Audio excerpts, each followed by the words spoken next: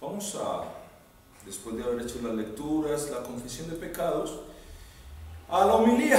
Bueno, sé que algunos están viendo la homilía, el sermón en vivo.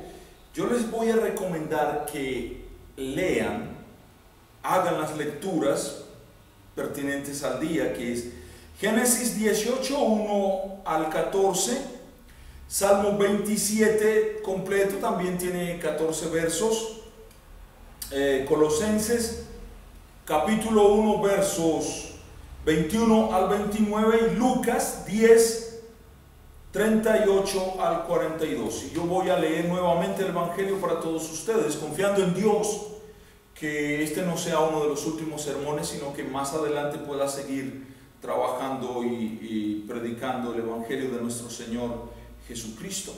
Hoy la iglesia hizo algo especial. Hoy cantamos solo textos bíblicos, ¿verdad? Solo cantamos textos bíblicos hoy con una melodía clásica y bien hermosa.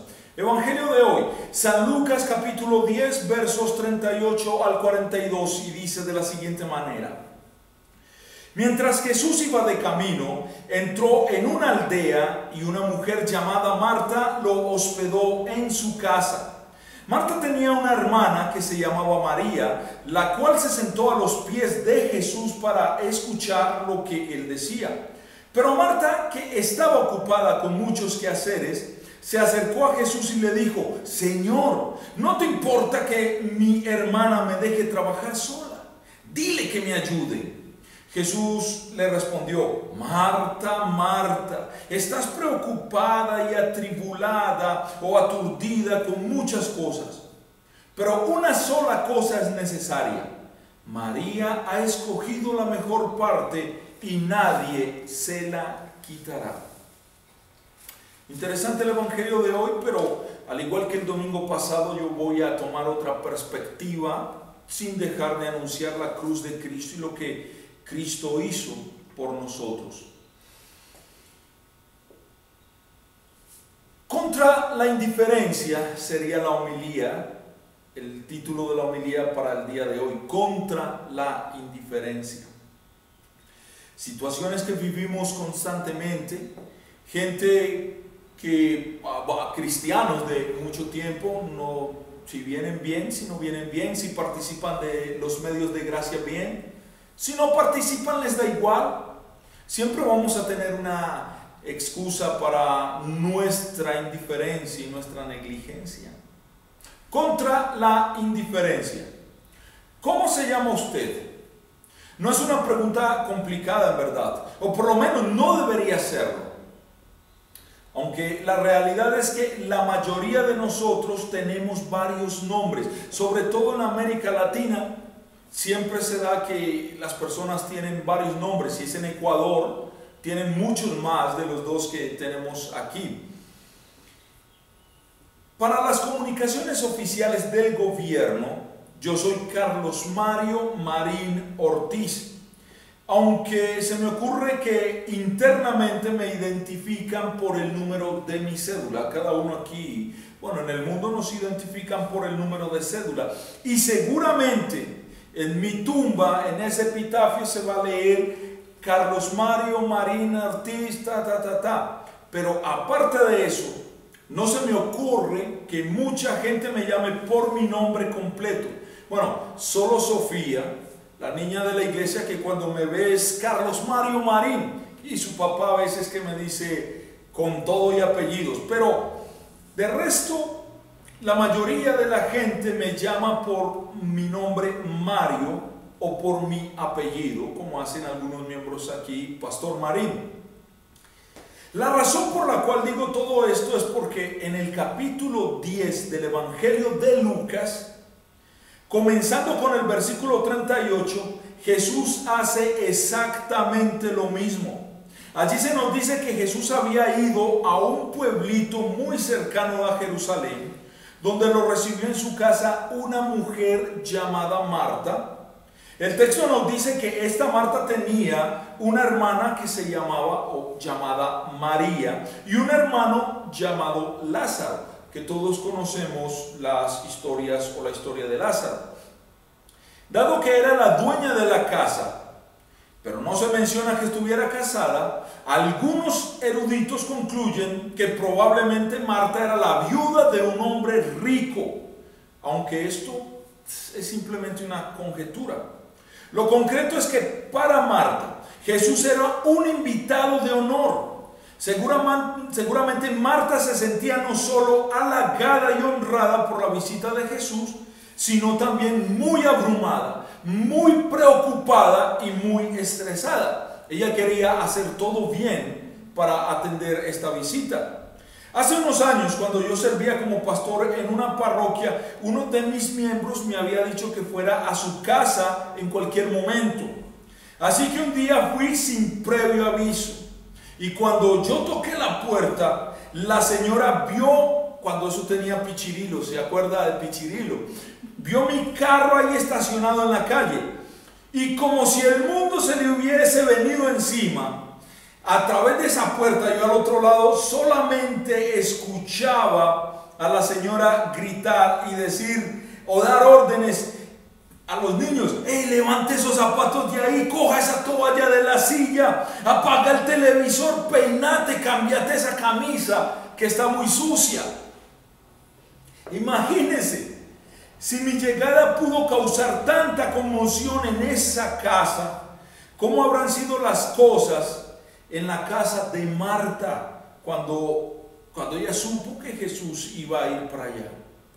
Seguramente Marta quería hacer lo mejor de lo mejor para Jesús, prepararle una buena comida, darle un buen lugar para descansar, en fin, cuidar de todos los detalles para causar una buena impresión y para que Jesús se sintiera cómodo y bien recibido.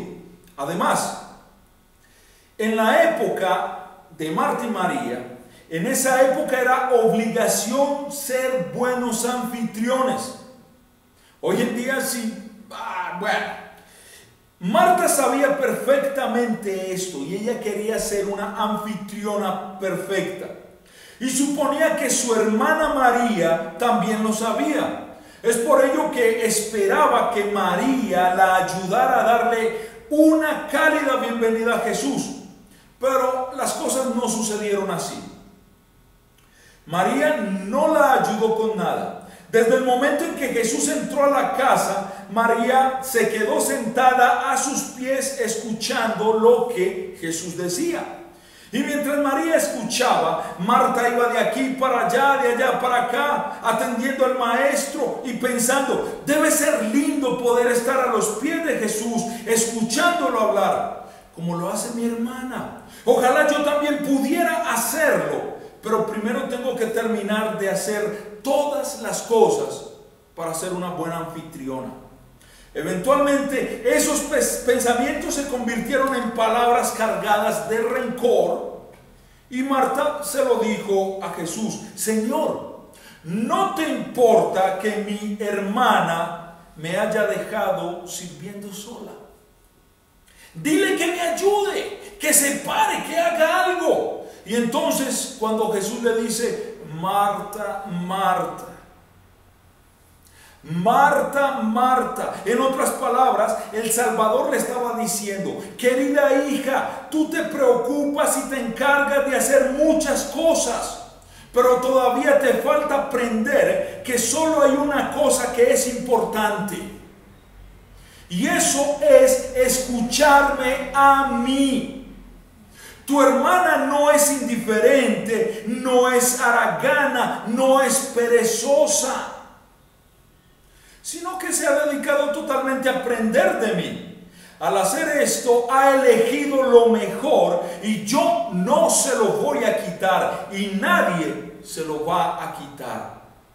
No le voy a decir que te ayude, pero sí me gustaría que tú también vinieras a escuchar lo que tengo para decir.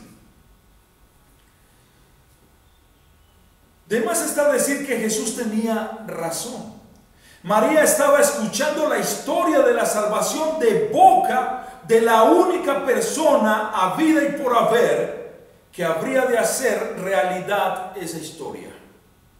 Solo Jesús, siendo verdadero Dios y verdadero hombre, tuvo la capacidad de cumplir las profecías del Antiguo Testamento y demostrar al mundo que era aquel a quien Dios había enviado para ofrecer como sacrificio para rescatar nuestras almas del pecado, del diablo y de la muerte. Solo Jesús pudo vivir la vida sin cometer ningún pecado que lo apartara del Padre en los cielos. Solo Jesús pudo tener la fuerza, la sabiduría y la santidad necesarias para resistir las tentaciones del diablo. Solo Jesús pudo tener el poder suficiente para dar su vida y reclamarla nuevamente con su gloriosa resurrección al tercer día. Solo Jesús pudo hacer todas esas cosas para que usted y yo, sus elegidos, todos los que oyen las palabras y creen en Él como Salvador, podamos ser lavados de nuestros pecados y recibir el regalo de la vida eterna.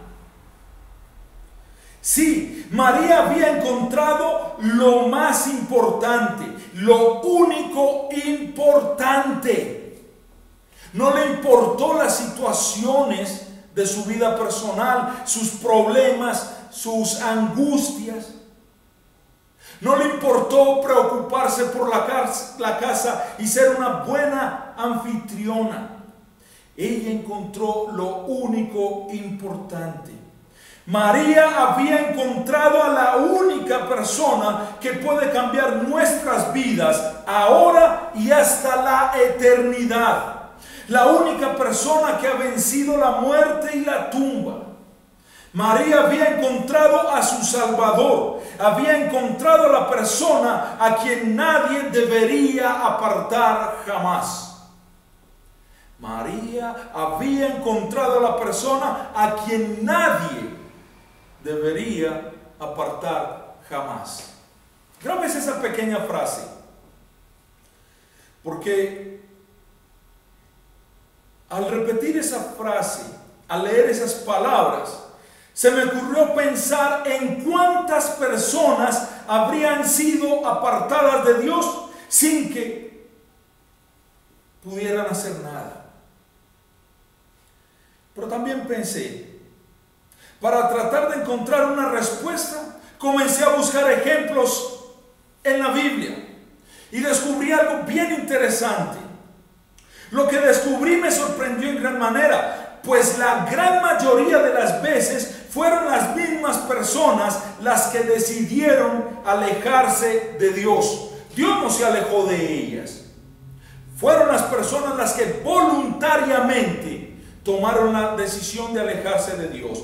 En otras palabras, los dones de Dios no les son quitados a las personas. La salvación no le es quitada a usted, sino que las personas renuncian a ellos. ¿Se da cuenta de la gran diferencia?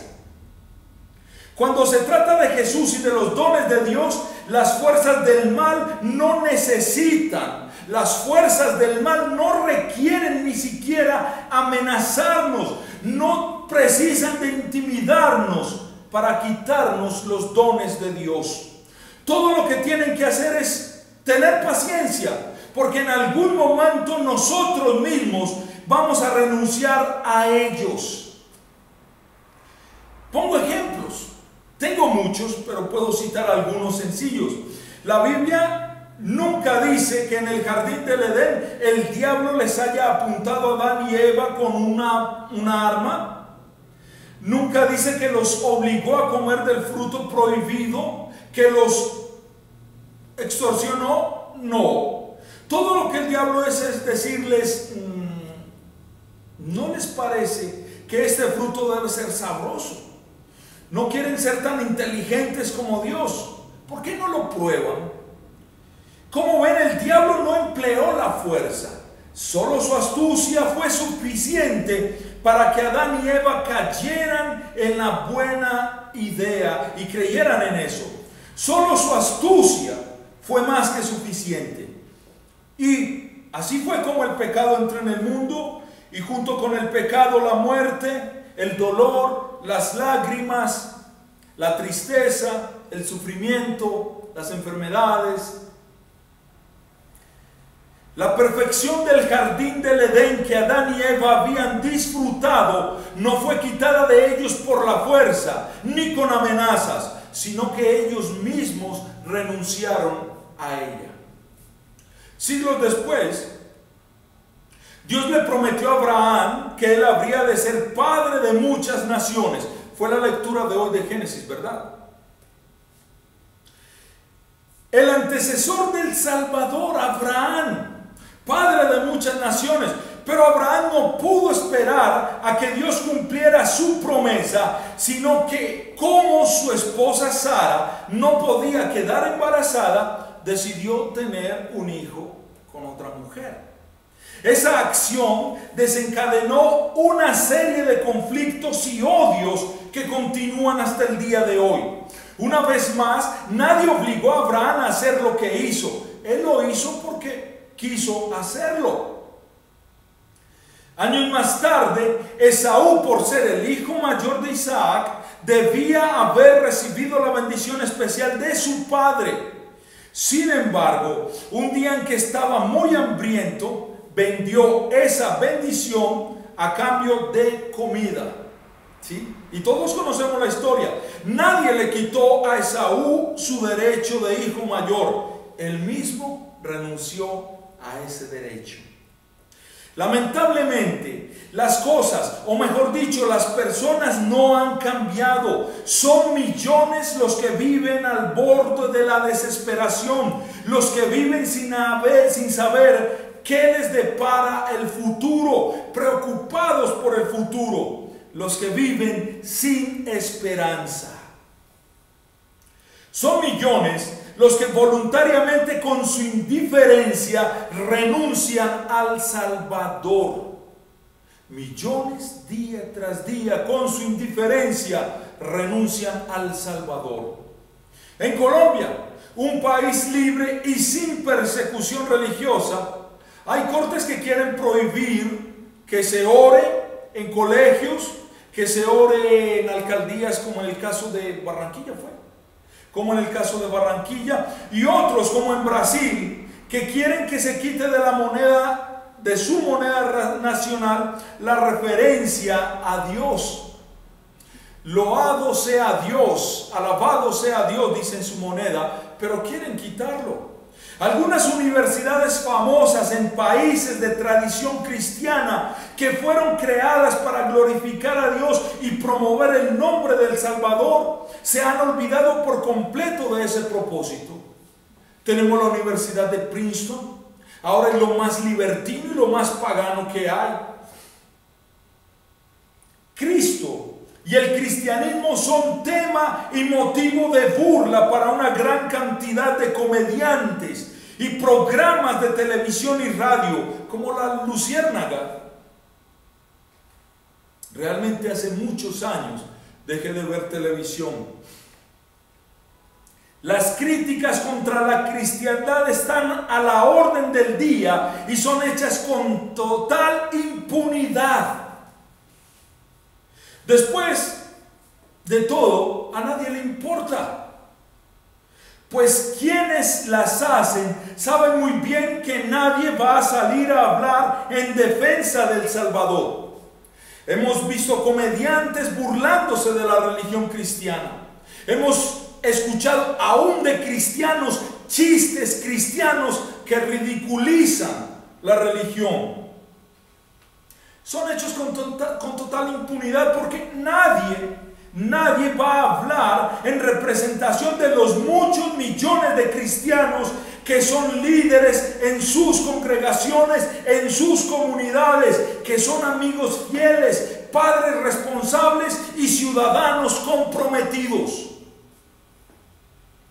Lo cierto es que si las cosas siguen así, El Salvador no será quitado de nuestro país y de nuestras iglesias y de nuestras comunidades, de nuestros hogares y de nuestros corazones por dictadores o gobernantes déspotas y comunistas. No, no será necesario que nadie lo quite, porque la indiferencia cristiana se va a encargar de dejar a Jesús en algún rincón y se va a olvidar de dónde lo puso. La indiferencia fue lo que puso a Jesús a un lado y se olvidó que él tenía algo que decir acerca de los niños. Cuando en años pasados la Corte Suprema de Colombia dijo que el aborto estaba bien y que podía hacerse cuando una madre quisiera. Que la vida en el vientre no es vida, sino que cuando el niño nacía había vida. Qué triste, porque Yahvé Dios me formó en el vientre de mi madre, entretejió mis huesos. La indiferencia fue lo que puso a Jesús a un lado y se olvidó que tenía algo que decir acerca del matrimonio y del amor entre los cónyuges. Cuando la sociedad decidió que los votos que estas parejas hacían mutuamente no eran más que temporarios, cosas sin importancia, y que la desintegración de las familias no era culpa de nadie. La indiferencia fue lo que puso a Jesús a un lado y se olvidó que tenía algo que decir acerca de la pornografía cuando la sociedad aprobó que fuera invitada al living de nuestros hogares. Hoy en día hay países, ¿sabes que hay países que están debatiendo la pornografía infantil? La quieren aprobar. De hecho, los musulmanes, que muchos cristianos defienden, ellos aprueban el abuso contra los niños.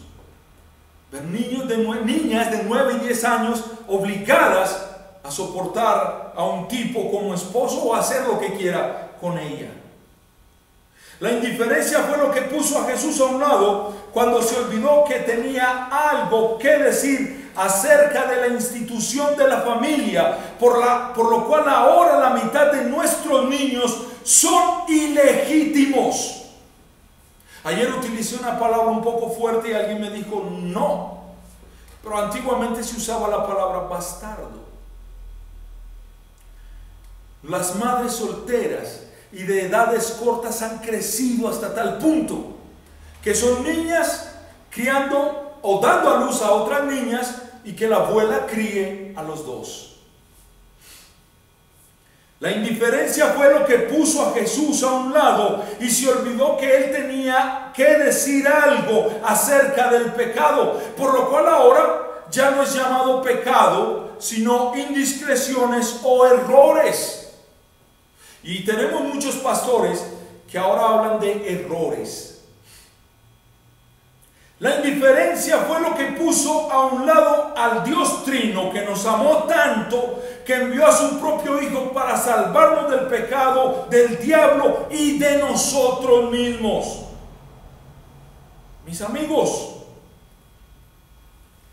si yo les preguntara qué es lo opuesto de arriba, ¿qué dirías? Abajo. Si les preguntara qué es lo opuesto de adentro, ¿qué dirías? Afuera. ¿Ustedes saben qué es lo opuesto de bueno? Malo. ¿Y lo opuesto de amor? Pensamos un poco, ¿verdad? ¿Qué es lo opuesto de amor? Algunos dijeron odio. Se me ocurre que la mayoría de las personas diría odio. Pero yo quiero sugerirles una respuesta diferente que me parece mejor aún. Yo creo que lo opuesto de amor es indiferencia. ¿Por qué? Porque cuando uno odia una cosa o a una persona, todavía sigue involucrado con esa cosa o persona.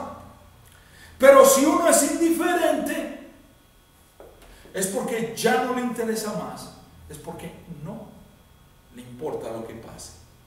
Y eso es algo sumamente triste. Hay un caso que estuve leyendo en internet bien interesante. En 1928, una corte de Massachusetts recibió un caso de indiferencia.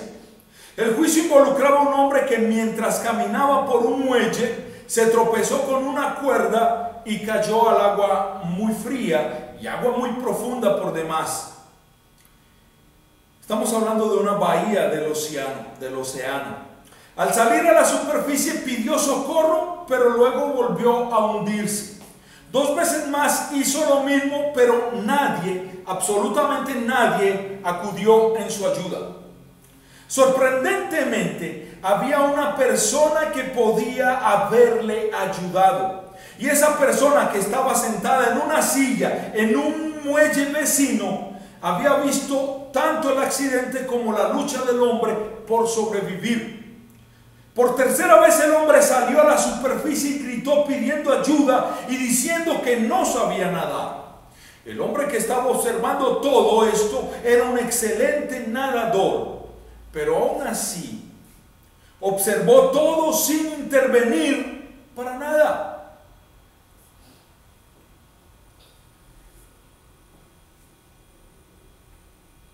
Después de que el sepelio pasó, después de que todo ese ajetreo pasó, la familia del difunto, comprensiblemente disgustada con la indiferencia de ese hombre observador, lo llevó a juicio. Pero perdieron. Es irónico, sí, perdieron. A pesar de no estar de acuerdo con su propio veredicto, la corte dictaminó que el observador no tenía responsabilidad legal de salvar o tratar de salvar la vida de otro hombre. En las noticias vemos constantemente cómo en nuestras ciudades, delante de mucha gente, 2 vagabundos apuñalan a otra persona por robarle un celular, y todo el mundo saca celulares para filmar, y se nos volvió un show la muerte de las otras personas. Días atrás murió un torero. ¿Viste esa noticia? Ustedes vieron la noticia. Murió un torero, y lo que pusieron en su muro fue insultos contra su esposa, una modelo joven. Fue insultos contra él mismo, alegría porque la vida humana había sido acabada.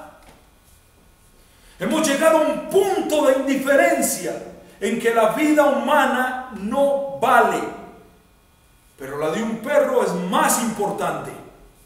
Ay, animalistas, a cuenta que daréis a Dios por esto.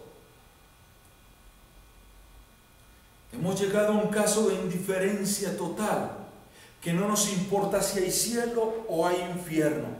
Hemos llegado a un caso de indiferencia tan cruel que aún dentro del cristianismo no me importa si es iglesia o no es iglesia, si es sana doctrina o no es sana doctrina. Solo busco mi favor personal, mi comodidad.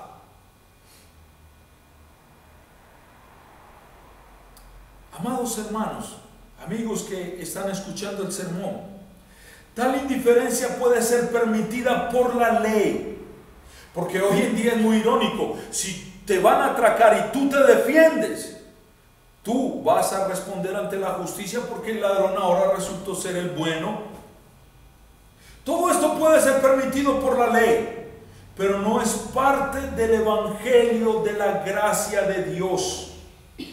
Tal indiferencia puede ser tolerada en una persona del mundo, pero es intolerable en quienes han sido rescatados por Jesucristo, quien vino para servir y para dar su vida en rescate por muchos. Así lo dice el Evangelio en Marcos 10:45. Redimidos por el Salvador, debemos mantenernos comprometidos a compartir su historia de salvación y a defender nuestra fe. Ahora no nos importa nada. ¿Somos creyentes? ¿Vemos gente en peligro de muerte? No me importa. ¿Vemos que van para el infierno? No me importa. Somos indiferentes, somos mudos. Debemos sacar a la luz los pecados del mundo y llamar a las personas de la oscuridad del pecado a la maravillosa luz del Señor. No hace mucho me enteré de la experiencia vivida por un pastor que había ido a visitar en el pabellón de niños de un hospital. Fue de visita y al finalizar su visita, una enfermera que lo conocía lo llamó aparte y le hizo señales de que lo siguiera. Entonces lo llevó a una habitación privada donde estaba un pequeño de alrededor de 7 meses que lloraba a gritos. Su cuerpo estaba lleno de moretones, rasguños y cicatrices.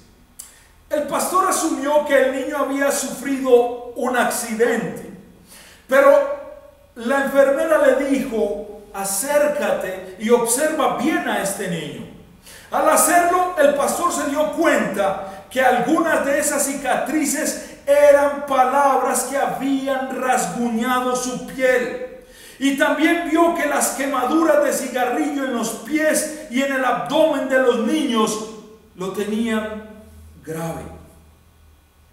Si por casualidad en algún momento lo había dudado, en ese instante el pastor estuvo bien seguro que el diablo estaba vivo y haciendo de las suyas. La enfermera se inclinó para levantar el niño, y el niño, al sentir el contacto humano, sus gritos se hicieron más fuertes, porque ese niño ya no confiaba en esos brazos humanos. Pero poco a poco se fue calmando cuando vio que esos brazos eran amables y tiernos con él, hasta que eventualmente se tranquilizó. Más tarde el pastor dijo: en ese momento supe que mi vida había cambiado. Ya no podía seguir siendo indiferente. Tenía que hacer algo. En el nombre del Salvador tenía que tratar de llegar a los millones de personas que están gritando y llorando por causa de las heridas y cicatrices de la vida. Tenía que hacer todo lo que estuviera a su alcance para llevarlos a los brazos del Salvador, para envolverlos con su amor. Desde ese momento se considera a sí mismo como un cristiano comprometido. ¿Sabes qué pasa? Estos días alguien me escribió porque yo no quiero responderle. Él se autodeclaró guardián del Evangelio, y lo único que hace es criticar, molestar, decir usted sí, usted no, pero nunca habla de Cristo y del amor que Él tiene hacia nosotros.